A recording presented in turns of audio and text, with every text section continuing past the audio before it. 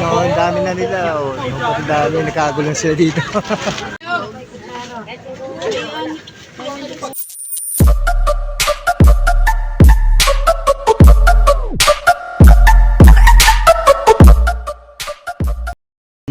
Good morning po sa inyo lahat. Nakikita niyo yan. Ayun yung mga ipamimigay natin ngayon. Inaantok pa ako, gising ko lang. Ayun, dami niya ipamimigay natin yan. Pero po bago po ang lahat, pwede po ba ako makingi ng inyong suporta? Huwag niyo po kalimutan mag-like, mag-comment, mag-share, and mag-subscribe sa aking YouTube channel, Ron Ron Turon. Dahil ngayong araw na to ay Sunday, ipamimigay na natin ito lahat. Yan lahat po yan. Lahat ng mga nalikom natin na donasyon. Ayan, dami niya, no? Hinihigaan ko pa nga eh. And then magpapapiding program po tayo sa mga bata at sa mga nasunugan po doon. Kaya abangan niyo po kami. Piliin mo yung malagkit tsaka yung bachelor. Pinagluluto na natin si Sam. Si Sam ang tagaluto natin ngayon. Si Samuel, the greatest of all time. The greatest of all time. Kaldero yung luluto natin. Dalawang kaldero yung iluluto natin. Ayan, si Samuel ang ating tagaluto ngayon. Ito yung mga ipamimigay natin, oh. Yan, ang dami yan.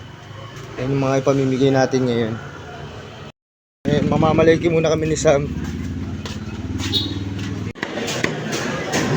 Hindi, yung panglugaw maliit pa. Bawasan mo pa. Yan po mo. Yan, oh. Tatlo.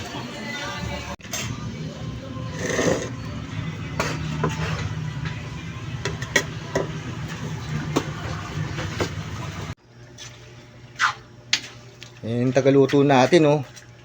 Si Samuel, the greatest of all time. Ayan yung manok na ilalagay natin sa lugaw.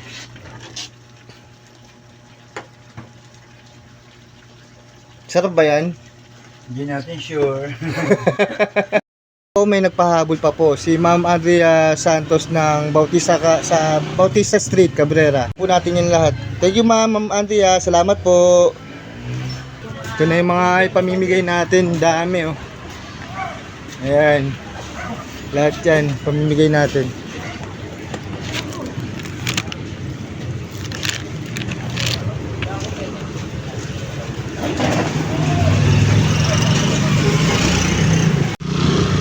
Ayan yung mga damit na ipamimigay natin. Dami.